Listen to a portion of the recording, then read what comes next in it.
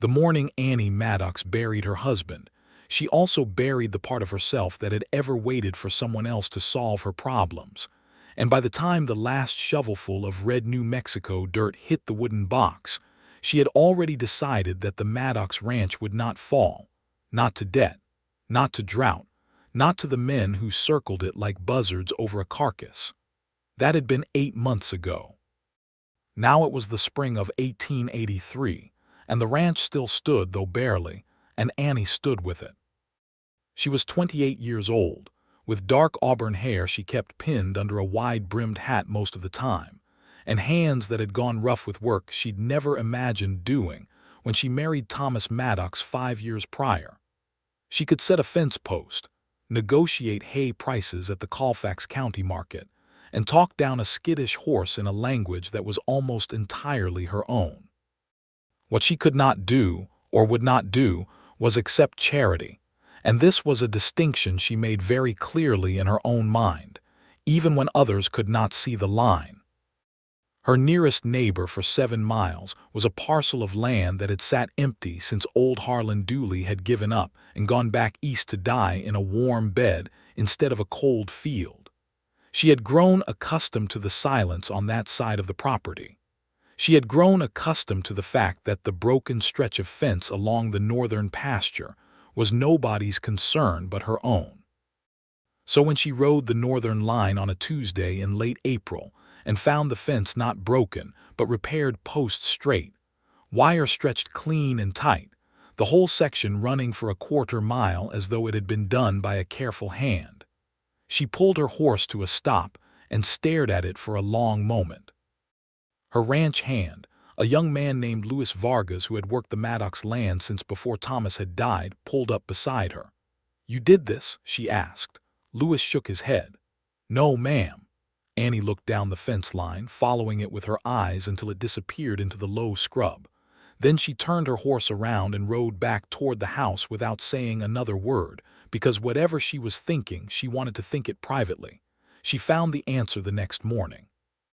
She was up before dawn, as she always was, and she was carrying a bucket of water from the well to the kitchen when she heard the sound of hammer on post coming from somewhere distant and steady. She set the bucket down on the porch, listened for a moment, then walked around to the back of the house, past the chicken coop and the small kitchen garden that was just beginning to push green shoots up through the soil, and she climbed the slight rise behind the barn that gave her a view of the northern pasture. There was a man working the fence line. He had his coat off despite the morning chill, shirt rolled to the elbows, and he was driving posts with a methodical, unhurried efficiency that suggested he had done this work many times and did not resent it. His horse was tied off on the Dooley side of the line, and beside the horse was a small wagon loaded with fresh-cut posts and a coil of new wire. Annie watched him for a full 2 minutes. Then she went back inside, poured herself a cup of coffee, drank half of it, set the cup down and walked back out to her horse. She rode the pasture fence at a pace that was neither rushed nor slow, and when she came around the corner of the northern section, the man looked up from his work and straightened. He was somewhere around 30, maybe a year or 2 on either side, with a sun-weathered face that had gone honest with wind and time, brown eyes that were calm rather than cautious, and dark hair pushed under a plainly decent hat. He was not a large man in the way that some men tried to be large. He was simply solid in the way that something well-built is solid, without decoration and without apology. "Morning," he said. "Who are you and what are you doing on my fence line?" Annie asked. "Clement McCrae," he said. He nodded toward the Dooley land. "I bought the parcel to the north about 3 weeks ago, moved my things in last week. I noticed the fence was in poor shape, which doesn't serve either of us, so I started at my end and I've been working toward the middle." "That section of fence is on my property," Annie said. "The posts are on the line, ma'am. I made sure of that." She looked at the posts. They were on the line. She had surveyed it herself after Thomas died, had walked every inch of the boundary, and these posts were planted exactly where they should be. Which meant the man had also surveyed the line, which meant he had taken some care before beginning, which was not nothing. "You should have knocked on my door first," she said. I should have, he agreed, without argument or excuse. I apologize for that. I'll do better going forward. She studied him. He met her eyes without challenge or discomfort, which was unusual in her experience, because men generally reacted to her directness with one of two things, either irritation or the particular kind of patronizing ease that suggested they were simply waiting for her to finish speaking so they could explain what she actually meant. This man did neither. He just stood there and waited. I don't need a champion out here, she said. I've been managing this fence line myself. I can see that, he said. The south section looks solid. This stretch at the north end is where the ground shifts in winter. It'll heave the posts if they're not set deep enough. I set these 4 feet down. She had set hers 3 feet. She had not known the ground shifted up here. I don't need a champion, she said again, and this time there was a firmness to it that was almost a wall. He looked at her for a moment, and there was something in his eyes that was not sympathy and was not condescension and was simply attention, as though he were actually listening to what she said rather than to the spaces between the words. Good, he said. Because I haven't come as one. I've come as a neighbor, and I hoped eventually to become something else slowly. The sentence surprised her, and the fact that it surprised her more because she was not a woman who was easily surprised. She looked at him for another moment, then she looked at the fence post he had just set, which was perfectly straight. Clement McCrae, she said. Yes, ma'am. I'm Annie Maddox. This is my ranch. I know, he said. I asked about the area before I purchased. I was told the Maddox ranch to the south was well managed. Whoever told you that was being polite, she said. It's barely managed. I've seen worse, he said simply, and I've seen what barely managed looks like when it's done with real intention. It doesn't look the same as neglect, not to anyone who's paying attention. She did not know what to do with that, so she put it away and looked at the fence instead. Finish the section, she said, 4 feet deep, and next time knock. Yes, ma'am, he said. She turned her horse and rode back toward the house, and she did not let herself look back, though she was very much aware of the steady sound of the hammer resuming behind her. The weeks that followed had a particular quality to them that Annie could not immediately name. Spring in Colfax County was a fickle and often brutal thing, and 1883 was not offering any kindness. The rains that should have come in early April were late, and the pasture grass was thin and pale, and the cattle were restless with it. She had 32 head of cattle, a small but respectable number for a single woman running a ranch alone with one full-time hand, and she watched their weight with the close attention of someone who could not afford to lose even one animal to poor feed. She was also dealing with a water problem. The creek that ran through the back of her property had begun to run shallow in the second week of May, earlier than it ever had before in the years she had lived there. She knew, because Thomas had kept careful records and she had continued them, that the creek's low season did not typically begin until late July. Something was wrong somewhere upstream, and she did not yet know what. She was standing at the creek bank on a Saturday afternoon, staring at the thin thread of water moving between the stones, when she heard a horse approaching from the north. Clement McCrae pulled up at a respectful distance, dismounted, and walked to the bank. He looked at the water level. Yours is low too? She asked. Down to nearly nothing, he said. I rode upstream this morning to see why. And there's a beaver dam about 1.5 miles up just past where the creek bends east. It's a big one built fast. It's holding most of the water. Annie looked up at the sky, then back at the creek. It can be partially opened, she said, without destroying it entirely. The beavers have a right to the water, same as everyone. Clement looked at her for a moment with something that might have been appreciation. That's the same conclusion I came to, he said. I can do it alone, but it would be faster with two. She did not hesitate. Let me get my tools. They rode upstream together in the early afternoon, and the work of carefully removing portions of the dam, enough to restore the flow without collapsing the whole structure, took most of 3 hours. It was wet, cold, muddy work, and they did it largely in silence, which was a comfortable silence, the kind that comes between people who are focused on the same task, and do not feel the need to fill the air between them with unnecessary words. By the time they were done, the creek was running again at something approaching its proper level. They stood on the bank watching it, both of them wet to the knees and splattered with mud. "That will probably need checking again in a month," Clement said. "I'll check it," Annie said. "We could check it together," he said. And then quickly, not in a way that suggested he was testing the boundary, but in a way that suggested he understood where the boundary was and was simply stating something practical. "It's faster with two." "So it is," she said. They rode back south, and when they reached the fence line between their properties, Clement stopped his horse. "I'm going to attempt biscuits tonight," he said. "I've been attempting them for 3 weeks. They haven't improved significantly, but I had a good idea about the lard-to-flour ratio." Annie looked at him. "Do you want me to show you how to make biscuits?" "Only if you want to," he said. "I'm not without resources, I just thought it might be relevant information." She very nearly smiled. She contained it, but only barely. "Come by tomorrow evening," she said. "I'll show you once." "That's all I need," he said. He was at her door at 6 o'clock the following evening with his hat in his hand, and a small jar of honey he had apparently found at the general store in Cimarron, because he said he had read somewhere that good biscuits required good honey, and this was the best the store had. She taught him to make biscuits in her kitchen.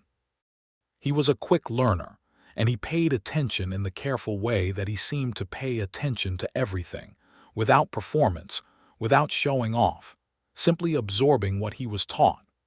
By the end of the lesson, he had produced a pan of biscuits that were not as good as hers but were considerably better than whatever he had been making for the past 3 weeks. They sat at her kitchen table and ate them warm with the honey he had brought, and Louis, who had been finishing something in the barn and came in through the back, stopped dead when he saw Clement at the table, then looked at Annie with an expression of careful neutrality and said he would eat later and went back out. "Your ranch hand knows to stay out of the way," Clement observed. "Louis knows everything," Annie said, "including when to disappear." "Good man," Clement said. "The best," she agreed with a warmth that was real. Luis Vargas had stayed when other men had left. He had worked half wages for 2 months when she could not pay him full and had never mentioned it afterward. He was 19 years old and had the instincts of a man twice his age, and Annie was not ashamed to say that the ranch would not be standing without him. "How long have you had the ranch?" Clement asked. "Thomas and I started it in 1878, she said. "He died last August." "I'm sorry," Clement said. She nodded. She had learned to receive condolences simply, without deflection and without excessive grief, because both of those things served other people more than they served her. "What brings you to Colfax County?" she asked. He turned his coffee cup in his hands for a moment. "I was in Texas before this," he said. "Worked somebody else's cattle for 6 years, saved enough to want something of my own. I looked at several parcels. The land here is hard, but it's honest. The grass is good when the rain cooperates. The elevation suits me. 6 years is a long time to work for someone else," she said. "It is," he agreed. "But I wanted to do it right when I did it for myself. I didn't want to do it halfway." She thought that was a meaningful thing to say, and she filed it away. The summer of 1883 was the summer that Annie began to understand who Clement McCrae actually was, as opposed to who she had assumed him to be. She had assumed, initially, that he would be one of 2 things: either the kind of man who wanted a woman to manage so that he could feel useful, or the kind of man who wanted a woman to admire him so that he could feel good. She had met both kinds in the 8 months since Thomas died, and she had no patience for either. Clement was neither. He was straightforward in his interest in her, but he was not pressing about it. He came by twice a week on average, sometimes with a practical purpose: a question about the land, a piece of information about market prices in Cimarron, an extra section of new wire he had purchased that he could not use and thought she could, and sometimes without any purpose at all except to sit on her porch and talk for an hour or to join her and Louis for supper when she invited him. He was building his own operation carefully, without rush. He had 8 cattle when he arrived. By June he had 14, and he was selective about what he bought, which she respected. He did not ask her opinion about his choices, but when he made them she generally thought they were good choices, and once or twice she said so. He had a way of listening that she had never encountered in a man before, not waiting to speak, not organizing his response while she was still talking, but actually listening, in the way that you listen when something matters to you. She noticed this first about practical things, ranching discussions, weather observations, the shared concerns of neighboring landowners. And then she began to notice it about other things, about the times when she spoke about Thomas, or about her childhood in Missouri, or about the particular feeling of being the only woman within a 7-mile radius who ran her own land. "Does it bother you?" he asked once. They were sitting on her porch after supper on a July evening, the sun going down behind the mountains in colors that New Mexico did alone and without apology, being the only woman in this stretch of country who's operating independently. "Does what bother me?" she asked. "The way people in town look at you," he said carefully. "I've seen it when we've both been in Cimarron at the same time. The men at the feed store, the way they talk to you." She was quiet for a moment. "They think I'm managing until someone comes along to manage for me," she said. "They think Thomas's death is a temporary condition of independence rather than a permanent one. What do you think?" "I think I have a functioning ranch and a capable mind, and I do not require anyone's permission to exist in either condition," she said. He nodded slowly. "For what it's worth," he said, "I agree with you." "I know you do," she said, and she did know it. That was the extraordinary thing. She had come to know, through the careful accumulation of his actions over these weeks, that his stated respect for her independence was not performance. He had helped her only when she asked, or when the task was genuinely mutual, and he had never, not once, offered help in the tone that suggests the receiver should be grateful for being chosen. One evening in July he brought his fiddle. She had not known he played, and when he pulled it from the case he had tied behind his saddle, she looked at it with something that might have been surprise. "Do you play?" he asked. "I did," she said. "When I was young, my father had a guitar." "What happened to it?" "The move west," she said. "It didn't survive the wagon." He played that evening on her porch, and she sat in the chair beside him and listened, and the music was the kind that had no pretension. It was simply good, simple, and sincere in the way that a creek is sincere, moving without effort over its natural course. He played a few pieces she recognized from her childhood, hymns and old fiddle tunes that had traveled west with the settlers, and when she hummed along quietly to one she knew, he heard it and slowed the tempo to match her voice. And for a few minutes the two of them made something together without discussing it or planning it. And it was the first time in a very long time that Annie felt something that was purely pleasant and purely present. When he finished, he said, "You have a good voice." "I haven't used it in a while," she said. "It's still there," he said. She looked at him in the last of the evening light. He was not looking at her in the way that men sometimes look at women, with hunger, or with assessment, or with the calculation of advantage. He was simply looking at her, with a straightforwardness that was somehow both uncomplicated and very deep, and she thought to herself that she was in some danger, though not the kind she had guarded against. The trouble began in August. His name was Warren Pollard, and he was not a rancher and not a farmer and not anything that the county of Colfax needed. He was a land speculator, which was a term that covered a great many sins, and the sin he was currently committed to was the acquisition of water rights along the creek that fed both Annie's ranch and Clement's parcel, and several other smaller properties east of the main road. He appeared first at the general store in Cimarron, asking questions about land ownership and deed records in a friendly enough manner, and the men at the store, being men who liked to demonstrate that they knew things, told him what he wanted to know. By the time Annie heard about him, through Lewis, who had been in town for supplies and had ears that missed nothing, Pollard had already made a visit to one small landowner east of the road, A man named Ferris who kept goats and a small orchard, and had made Ferris an offer for his water rights that Ferris had not quite refused, but had not accepted either. Annie rode to Cimarron the next day and spent 2 hours in the county records office, going through the deed and survey maps with the careful thoroughness she brought to everything that mattered. By the time she left, she had a clear picture of what Pollard intended, and it was not a comfortable picture. The creek fed through a series of properties from north to south, and if Pollard could acquire water rights along enough of that stretch, he could legally divert or restrict flow to the properties downstream. It was the kind of scheme that had ruined ranchers and farmers all over the territory, and she had read about enough such cases to know how they typically ended. She rode home and immediately rode the fence line to Clement's property. He was at his barn, working on a broken wheel on his small wagon, and when she told him what she had found out, he set down his tools and listened to all of it without interrupting. "How much of the creek runs through your property?" she asked. "About a mile," he said.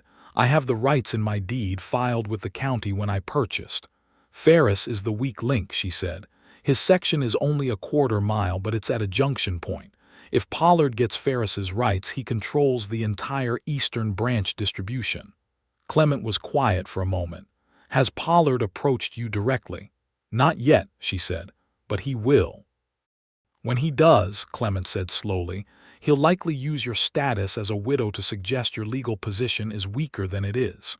"He will absolutely try that," Annie said. "It won't work." "No," Clement agreed, "but Ferris is the one I'm worried about. Ferris doesn't know water law well enough to argue, and Pollard will talk circles around him."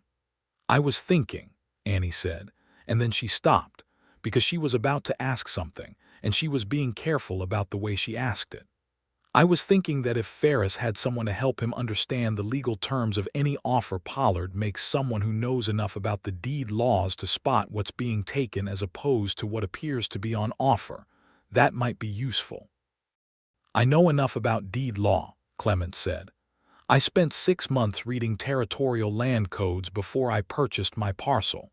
It's dry reading, but it saves you in situations like this one." "Would you talk to Ferris?" she asked. "Yes," he said without hesitation, "and I think you should come with me.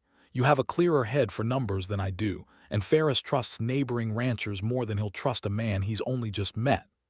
They rode to Ferris's property the next afternoon, and the conversation was careful and thorough. Ferris was a small man in his 50s with a neat gray mustache and the particular look of someone who had been worrying about something for several days. He had Pollard's written offer on his kitchen table, and he had been staring at it. And when Annie and Clement sat down across from him, and Annie spread out the county survey map she had copied by hand from the records office, the relief in Ferris's face was so naked and honest that it was almost hard to look at directly. She walked him through the offer section by section. She showed him where the legal language was constructed to transfer more than it appeared to transfer, where the terms were deliberately ambiguous, and where the compensation offered bore no relationship to the actual market value of what was being sold. When she finished, Ferris was quiet for a long moment.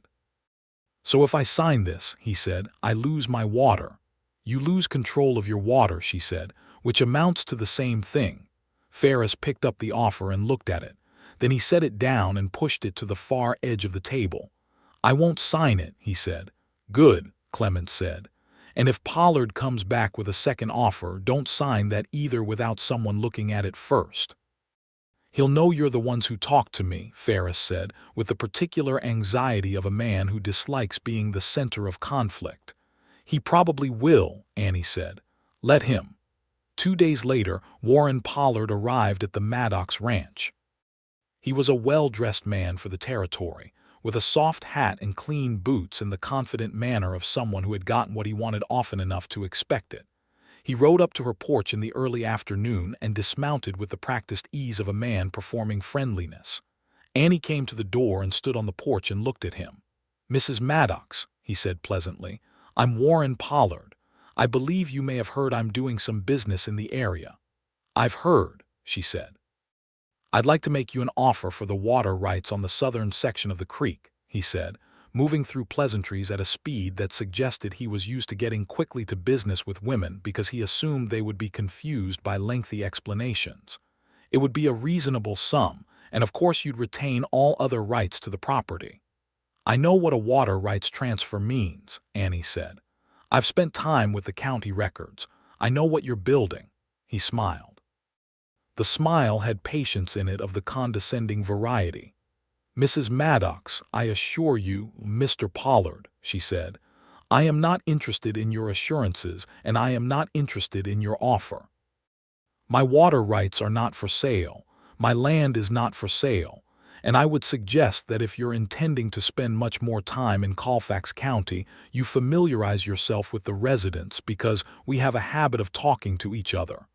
His smile changed slightly. "Is that a warning?" "It's information," she said, "freely given." He looked at her for a moment, and the pleasantness dropped just enough to show what was under it, which was the particular arrogance of someone who has always had recourse and knows it. "I'll be going then," he said. "For now." "Good day," she said. She stood on the porch and watched him ride away, and when he was out of sight she let out a slow breath that she had not been entirely aware she was holding. Clement appeared at her fence line that evening, which was not his usual pattern, and she walked out to meet him. "Pollard came here," he said, not a question. "He came and he left," she said. "He also came to your place." "This morning," Clement said. "He was more direct with me. Told me that the ranches along this creek are going to face a difficult situation if they don't cooperate with the development plan. He used that word, development. What did you say?" "I told him that I'd be happy to discuss the plan if he could show me documentation of the legal basis for acquiring water rights over the objections of existing deed holders, and that until he could produce such documentation, the conversation was complete." Annie looked at him. "Could he produce such documentation?" "No," Clement said, "because it doesn't exist.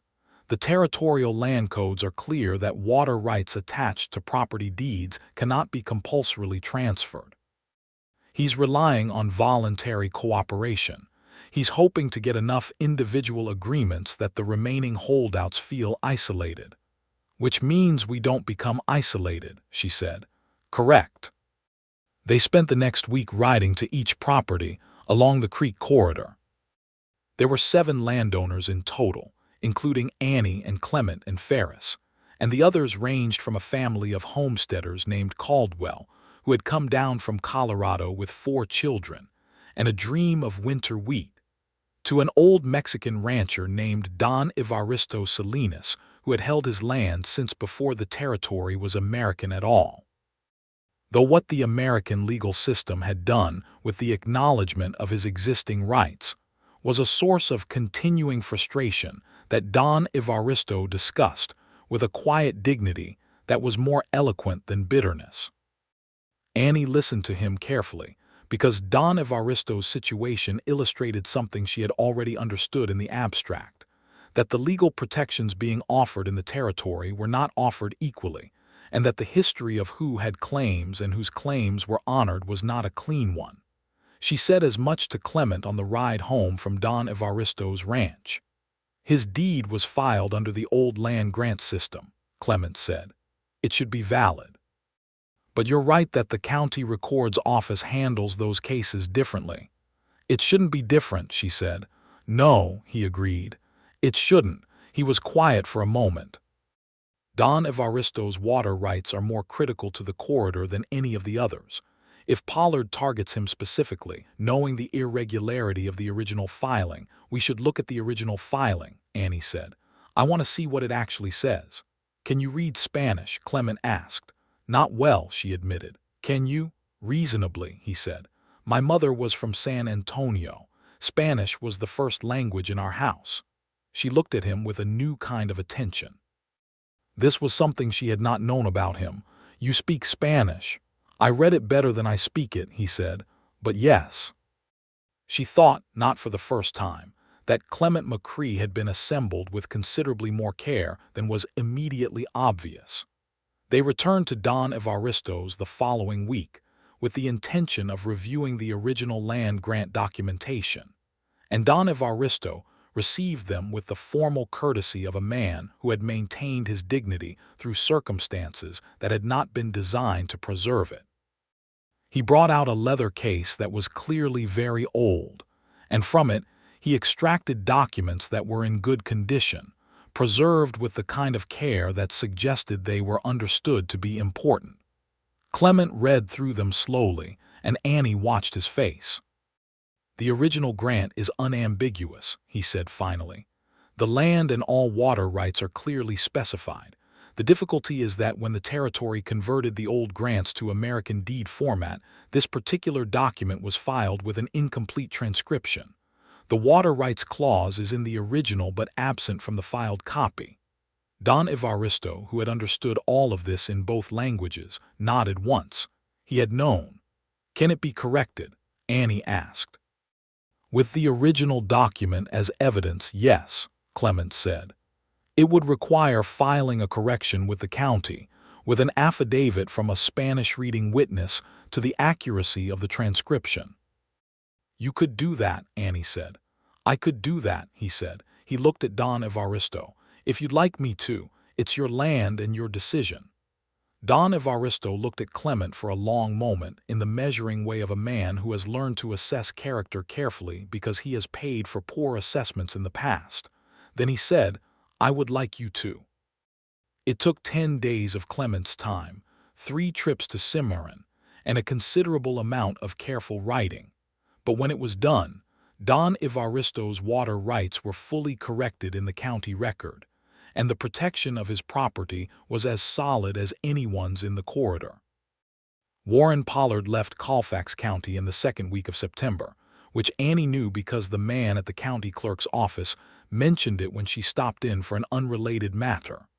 Pollard had evidently concluded that the corridor was not going to produce the voluntary cooperation he needed, and without it his scheme did not hold together.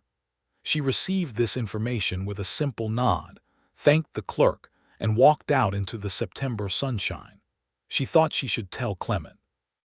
And then she thought about why she thought she should tell Clement, and what that said about the shape that her days had taken over these past months, and she stood for a moment on the main street of Cimarron with her horse's reins in her hand and worked something out in herself. She told him that evening. He received the news about Pollard with a quiet satisfaction that was not triumphant. It was the satisfaction of something resolved, of a concern set down. And then he looked at her across the small fire he had made in the stone ring outside his house, because they had ridden back from Cimarron together and he had asked if she wanted to sit for a while, and she had said yes without hesitation, which was itself a new thing. "I want to say something," he said. "Say it," she said. "I have been careful," he said, "because I wanted to be, and because I thought you deserved it, to not put anything in front of you that you hadn't asked for or invited. But I would like to tell you something simple, because I think you're a person who prefers simple things honestly said to complex things carefully managed." She waited. "I am very fond of you," he said. "Not in a way that has any conditions or any agenda, just genuinely and with considerable admiration.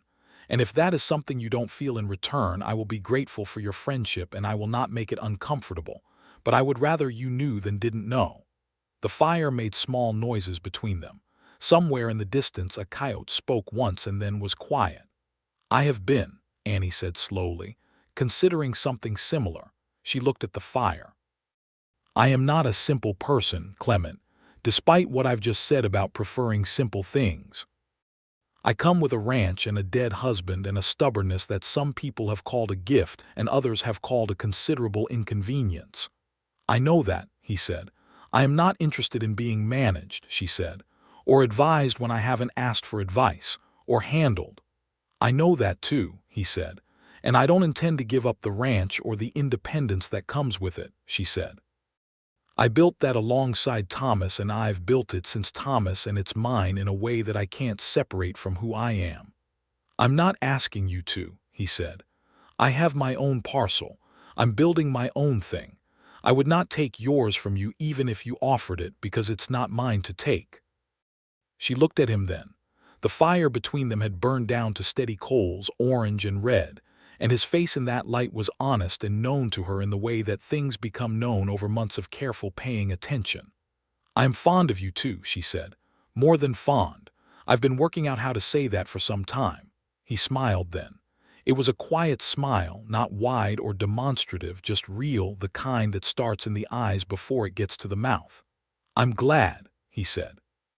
"Don't make it complicated," she said, though she was very nearly smiling herself now. "I'll do my best," he said. They sat by the fire for another hour, and the conversation moved into the easy range that had always been comfortable between them, but now had something warmer under it, like the difference between a well-built house and a well-built house with a fire burning inside. She told him about Missouri, about her father's farm and the guitar that hadn't survived the journey west. He told her about San Antonio, about his mother's cooking and the 6 years of Texas cattle work, and what it had felt like to finally stand on land that was his own. When she rode home in the full dark under a sky packed with stars, she was aware that something had shifted, and she found that she did not resent the shift. She had feared, somewhere quietly in herself, that being fond of someone again would feel like a betrayal of the independence she had fought so hard for. But it did not feel that way. It felt, instead, like something that her independence had room for something that existed alongside it rather than replacing it. The autumn moved through Colfax County in its particular way, bringing sharp nights and brilliant days and the smell of pinon on the wind. The cattle fattened on the fall grass, and Annie brought them to market in mid-October and sold 18 head at a price that made her genuinely relieved, because the margin between managing and not managing was not as wide as she would have liked. Clement sold a smaller number of cattle at the same market, and they drove the herds together with Louis's help, which was a practical decision that had nothing to do with sentiment and everything to do with efficiency, and all three of them knew it, and none of them made any particular note of it.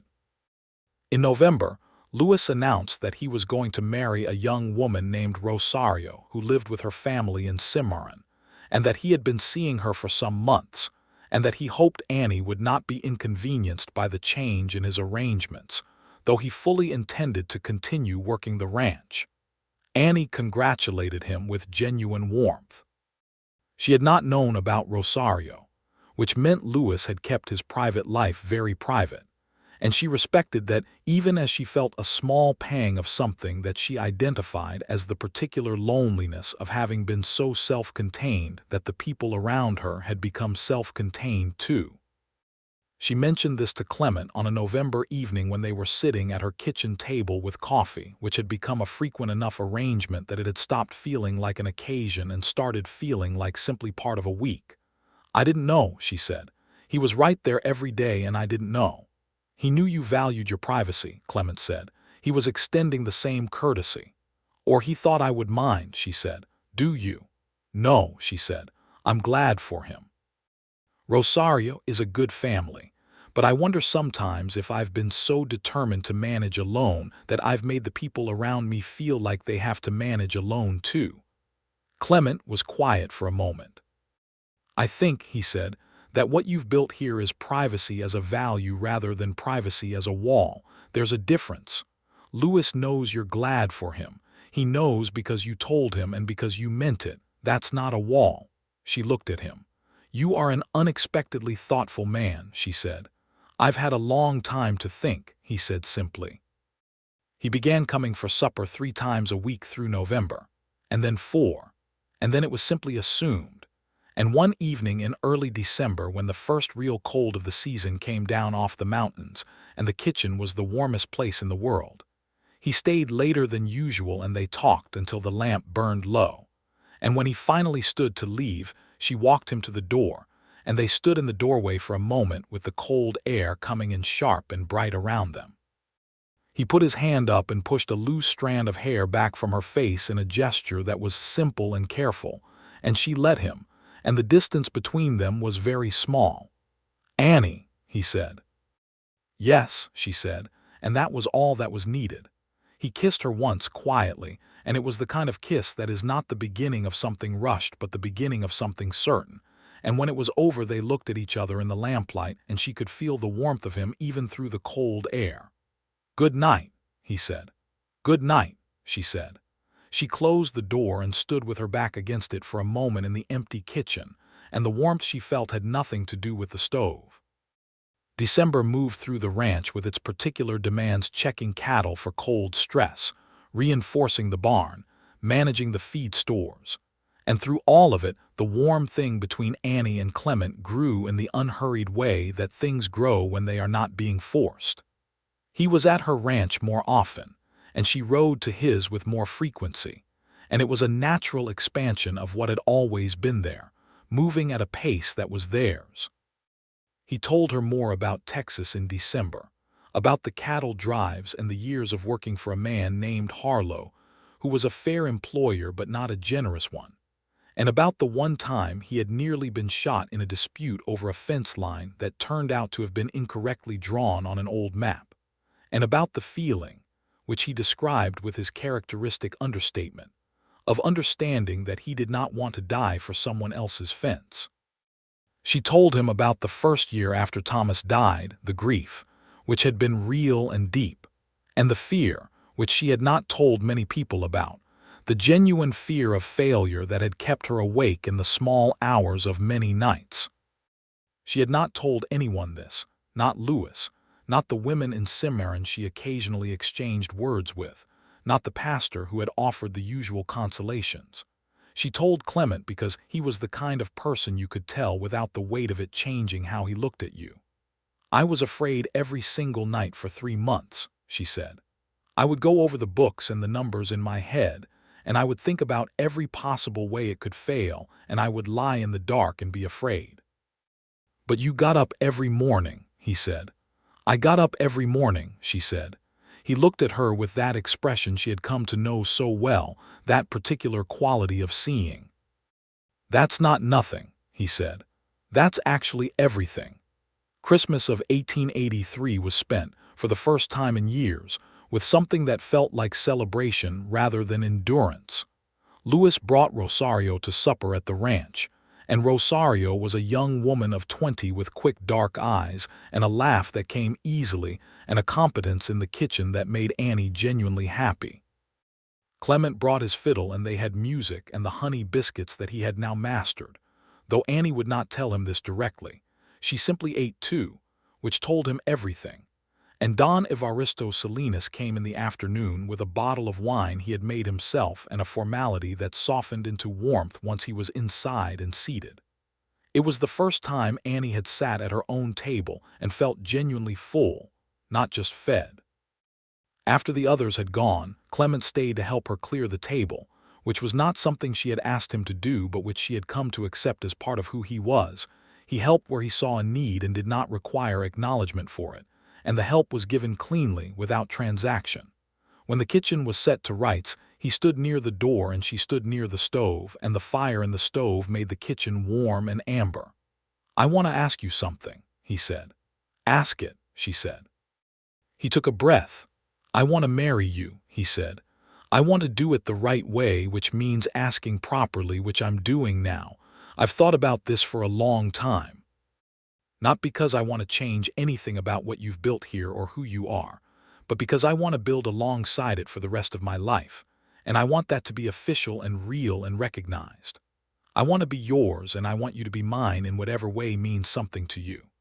She looked at him for a long moment, and the kitchen was warm and quiet, and the fire said its small things, and outside the window the New Mexico winter was clear and cold and full of stars. "I have one condition," she said. "Name it," he said. "The ranch stays in my name," she said.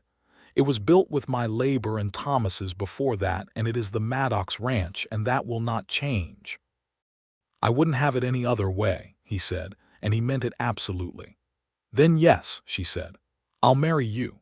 He crossed the kitchen and took her face in both hands and kissed her, and the kiss was warm and deep, and held everything that the months of being careful had kept back, and she put her hands against his chest and felt his heart beat, steady and strong under her palms, and she thought that this was what it felt like to choose something rather than be chosen by it. They married in March of 1884 in Cimarron, at the small Presbyterian church, where the preacher was a man named Holloway who was economical with words, and got the ceremony done in a way that felt honest and clean. Louis stood up with Clement, and Rosario stood with Annie, and Don Evaristo Salinas sat in the front pew with the quiet dignity of a man who has lived long enough to be genuinely moved by good things and is not ashamed to show it. Annie wore the good dress she had brought from Missouri, the one she had been married in the first time, blue wool with white at the collar, and she had thought about whether it was strange or inappropriate and had decided that it was not, because the dress was hers and her history was hers, and she was not ashamed of either. When Holloway asked if she took this man, she said, "I do," with the same directness she brought to everything, looking at Clement while she said it. Clement said his vows without looking away from her, and his voice was steady and certain, and when he said, "I will honor you," he said it with a gravity that she knew was not a performance. He had been honoring her since the first morning he had asked nothing of her but her name.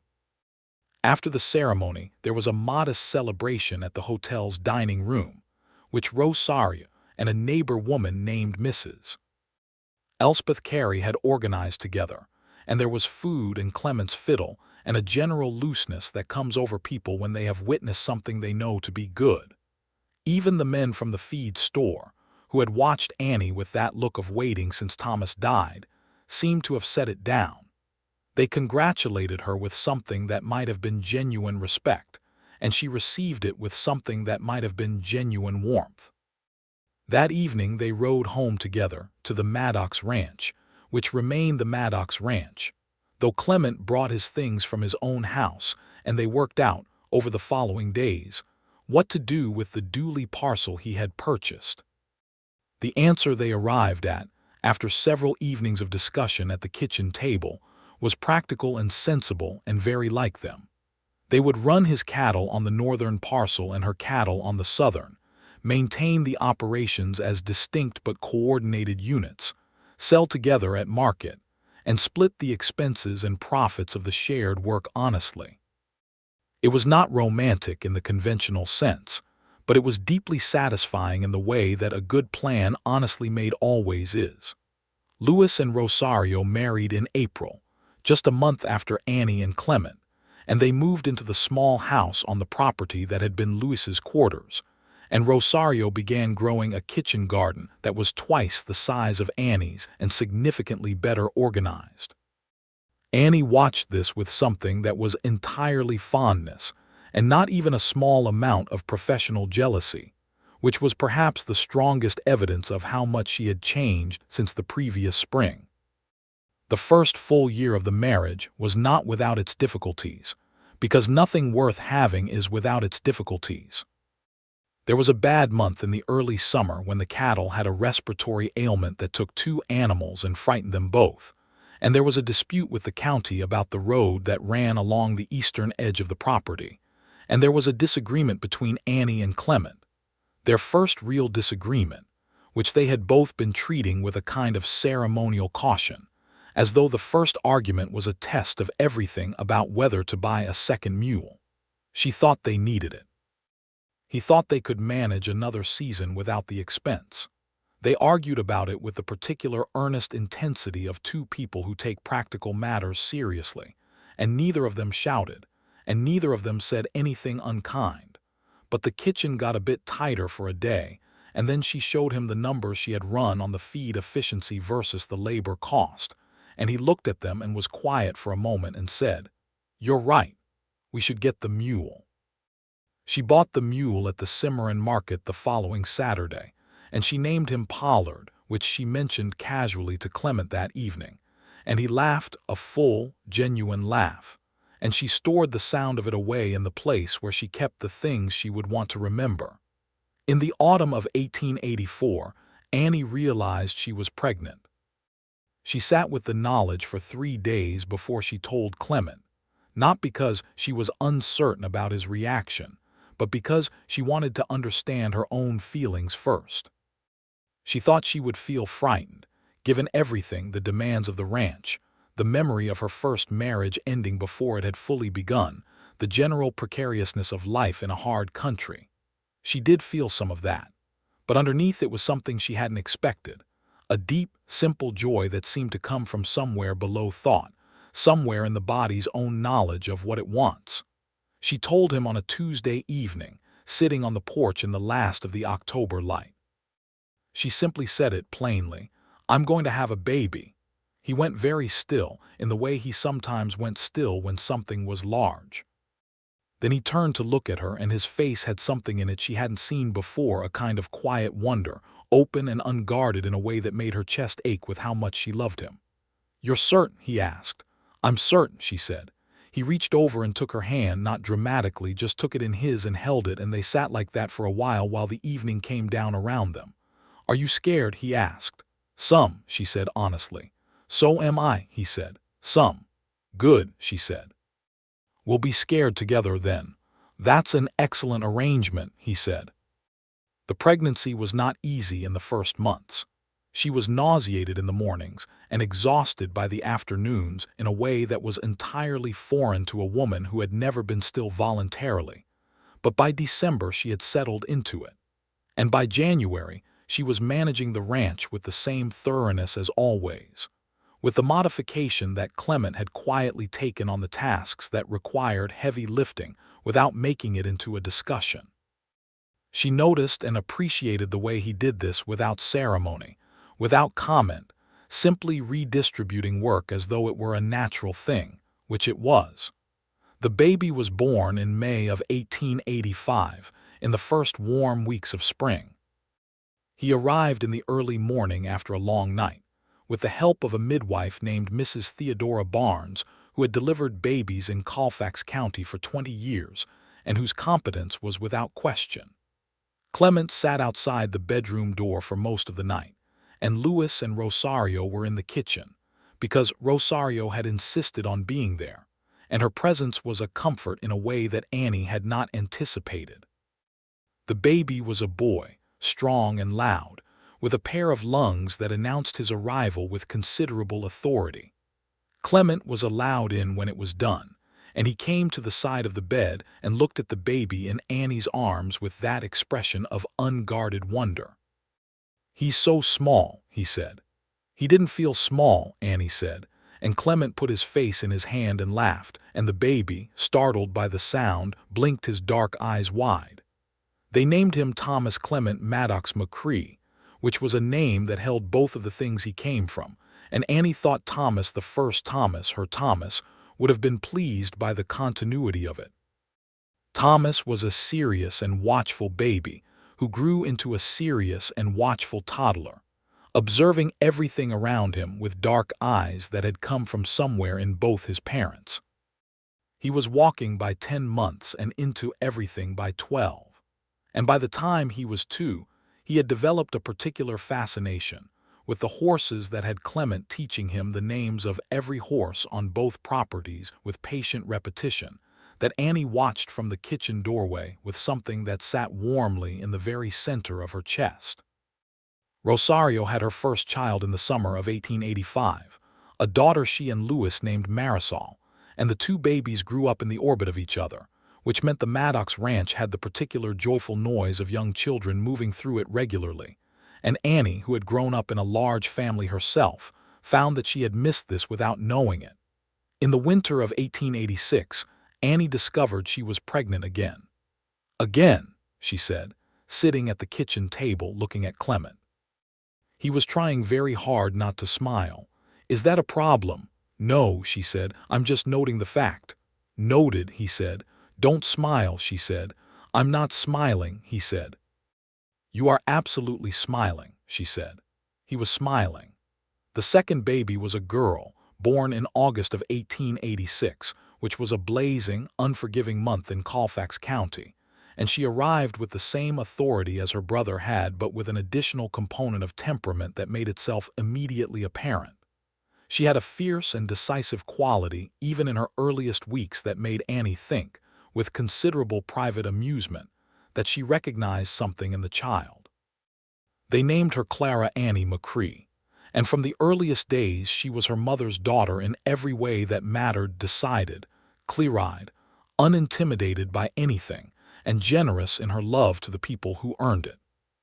Young Thomas, at 2 years old, regarded his new sister with the cautious assessment of someone meeting a new animal of uncertain temperament, and then apparently decided she was acceptable, because within a week he had appointed himself her protector with a solemnity that was so entirely like his father that Clement once watched it and had to look away to collect himself.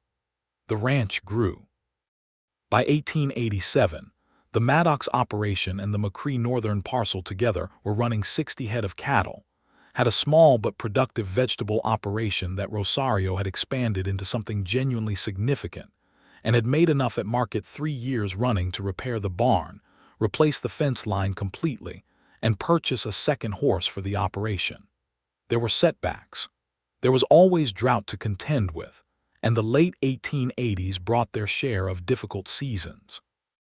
There was a winter storm in January of 1887 that killed 6 animals and buried the northern pasture fence under drifts that took a week to dig out. There was a fire in the corner of the barn that Clement caught early enough to prevent the worst, but not before it had taken a section of the south wall that required rebuilding.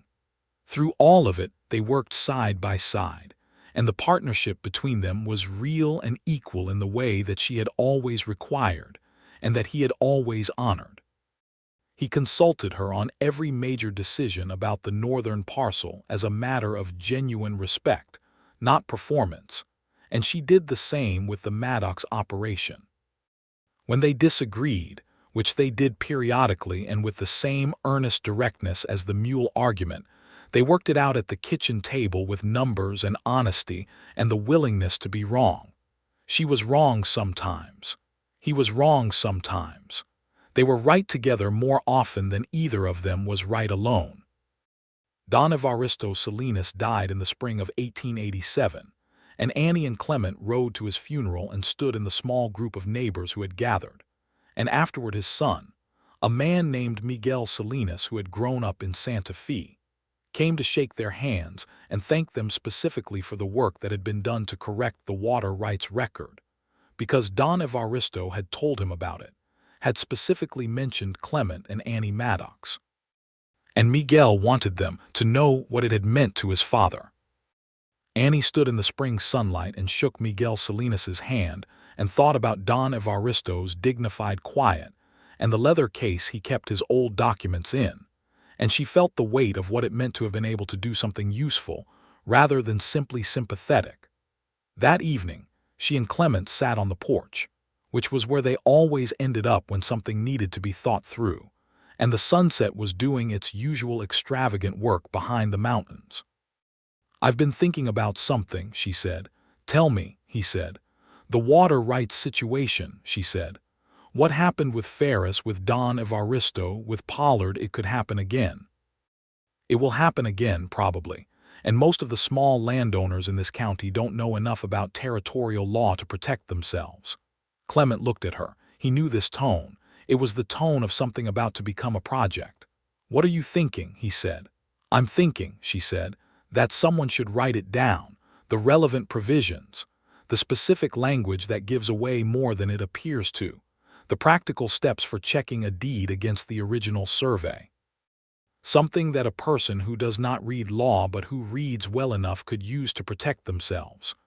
That's a significant amount of work," he said. "I know," she said. "You're going to do it anyway," he said. "Yes," she said. He was quiet for a moment. "I'll help you with the legal citations," he said. "My territorial land code reading was thorough enough to be useful." "I know it was," she said. She spent the better part of that winter writing what was essentially a practical guide to land rights for small property holders in the territory, and Clement checked the legal references and added the Spanish language provisions that applied to the old grant properties. And Lewis, who was a better reader than he generally let on, read the whole thing through and pointed out 2 places where the language was more complicated than it needed to be. She brought copies to the county clerk's office and asked that they be made available to anyone who requested them, and the clerk, who was a practical man named Hobson, looked at it for a moment and said that he thought this was a good idea and he would keep them behind the desk. It was not a revolution. It was a document. But it was a useful document in the hands of the right people. And over the following years, when someone in Colfax County found themselves with an offer they didn't understand or a deed problem they couldn't parse, Hobson often sent them to get a copy, and the copy told them what they needed to know. Annie and Clement had their third child in 1889, a boy named William Lewis McCrae, the middle name offered to Lewis with the simple sincerity with which Annie did all important things. And William arrived with none of his brother's seriousness or his sister's fierce determination, but with a cheerful good nature that was his own entirely, and which seemed to fill whatever room he was in with an uncomplicated warmth. Thomas was 5 when William was born, and he received the new baby with his characteristic seriousness, which meant he inspected the infant carefully, determined that it was in good order, and then went about his business. Clara, who was 3, immediately decided that William was hers and could be managed, which was not untrue in the short term, though William would grow to be the largest of the 3 children, which did eventually complicate Clara's position. The ranch in 1889 was different from the ranch that had stood in 1882, when Thomas Maddox died and Annie had stood at his grave and made a private promise to herself. It was larger and more productive and more stable, the kind of stability that is earned rather than inherited, the kind that knows exactly which parts of it have been difficult and does not pretend otherwise. The house had been expanded a new room off the back, which had been Clement's project through the winter of 1887, and which he had built with the same unhurried care he brought to everything. The fence line on the northern boundary, where it had all begun, was straight and solid and had been for years, 4 feet deep in ground that shifted in winter. One evening in the late summer of 1889, Annie and Clement sat on the porch after the children were in bed, which was the hour that had always been theirs, the hour when the work was done and the world was quiet, and the conversation could be whatever it needed to be. The sky was doing what the New Mexico sky always did in summer evenings, turning colors that seemed impractical, purple and gold, and a particular shade of red that lived somewhere between fire and rust. "Do you remember," she said, "what you said the first morning we met?" "Which part of it?" he said. "I told you I didn't need a champion," she said. "And I said I hadn't come as one," he said. "You said you'd come as a neighbor," she said, "and that you hoped to become something else slowly." "I remember," he said. She looked at him. 6 years of mornings and evenings and arguments about mules and cattle drives and difficult winters, and the particular joy of 3 children who were becoming themselves in her kitchen and her pastures. 6 years of him seeing her as she was rather than as he wished she were. "What did you mean by something else?" she asked. "When you said it, what did you mean?" He thought about this in the unhurried way he thought about things that mattered. "I meant," he said, "that I didn't know yet. I knew what I hoped. But I was trying to be honest about the fact that it would be whatever it was going to be, and not what I decided in advance it should be." "That's a very careful thing to say to someone you've just met," she said. "You were a very careful person," he said. "You still are. I thought careful merited careful." She looked out at the mountains in the last of the evening light. The cattle were settled in the north pasture, and somewhere in the kitchen garden behind the house a cricket had begun its evening work, and the smell of sage and warm earth came up on the slight breeze that always came at this hour. "Whatever it is," she said, "that you hope to become. Do you think it worked out?" He turned to look at her, and his face had that quality she had loved from early on, the quality of being fully present, of looking at what was actually there rather than what he expected to see. He took her hand in his in the way he had been taking her hand for years, simply and without drama, as though it were the most natural place for his hand to be. "I think it worked out extremely well," he said. She leaned her head against his shoulder. He rested his cheek against the top of her head. The evening came down around them, warm and complete, and the mountains held their familiar shapes against the sky, and the ranch was quiet and real in theirs. Behind them, inside the house that had been rebuilt from one small thing into something larger and more complex and more itself, 3 children slept in beds she had made with her own hands in rooms she had plastered and painted. Ahead of them was a fall roundup, and a market run, and the creek to check for beavers in October, and the garden to put to bed, and 100 small, ordinary things that together made a life. She thought about the woman who had stood at a grave 8 months after moving to this country and decided she would not fail. She thought about the morning she had found the fence repaired without her asking. She thought about biscuits and a fiddle on a summer porch, and the night they had talked until the lamp burned low. She thought about what it meant to be seen clearly and chosen anyway, not as a project and not as a possession, but as a person who was enough exactly as she was, who did not need to be smaller or less certain or more manageable, who could bring her whole self to the life she was building and find that the whole self was welcome. She thought these things quietly without needing to say them because Clement was beside her and the fact of him was enough. "What are you thinking?" he asked after a while. "That I'm glad you knocked," she said. He was quiet for a moment and then he said, "I almost didn't the first time." She lifted her head. "Why not?" "Because you were formidable," he said. "You came riding up that fence line looking like you owned everything on both sides of it, which you nearly did, and I thought, this woman is not going to have any patience for a neighbor who started without asking." "I didn't," she said. "No," he said. "But you did have patience for a neighbor who apologized without excuse and set the posts 4 feet deep." "4 feet is the correct depth," she said. "It is," he agreed. The last of the sun went below the mountains and the first stars appeared, the way they always appeared here, not 1 or 2 but immediately many, as though they had been waiting just beyond sight for the light to step down. The sky in New Mexico gave itself over to night with a fullness that was never halfway, and the stars came on in their thousands, and beneath them the ranch and the fence and the pasture and the creek were small and solid and exactly enough. Annie Maddox, who had become Annie McCrae without ceasing to be Annie Maddox, sat on her porch under her stars and held her husband's hand, and felt herself to be, without qualification or apology, entirely at home in the life she had built and chosen and refused to surrender and found, in the end, larger than she had known to hope for. Inside the house, William murmured in his sleep, some small dream passing through him, and then he was quiet. Clara's room was silent, which meant she was sleeping with the decisiveness she brought to everything. Thomas would be lying awake in his room, as he often was at this hour, not distressed but simply thinking, the way some people need to do their thinking in the dark. Clement heard William too, and tilted his head slightly in the listening way of a parent whose ear never quite stops, and then relaxed when it stayed quiet. "Still there," Annie said.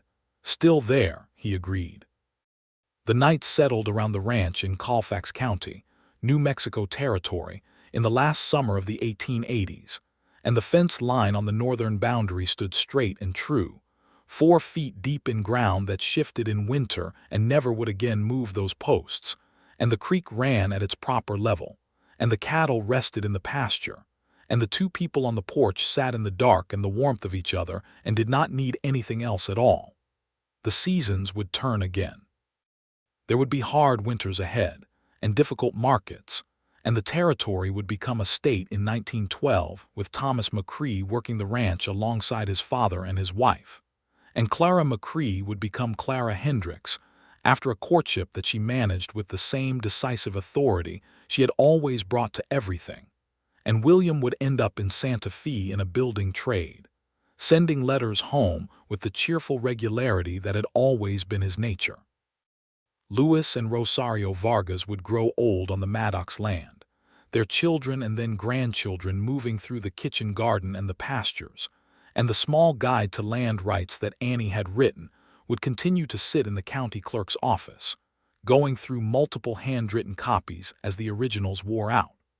But that was all ahead of them, in the years that a Tuesday in April and a repaired fence line and a sentence about being a neighbor had made possible. For now, there was the porch and the stars and the hand in her hand, and the life that had been built not from certainty and not from safety, but from the decision, made again every morning, to be equal to the day. Annie put her feet up on the porch railing and looked at the stars. "Clement," she said. "Yes," he said. "You should know," she said, "that you became that something else quite early on." He was quiet for a moment. "How early?" he said. "The biscuits," she said.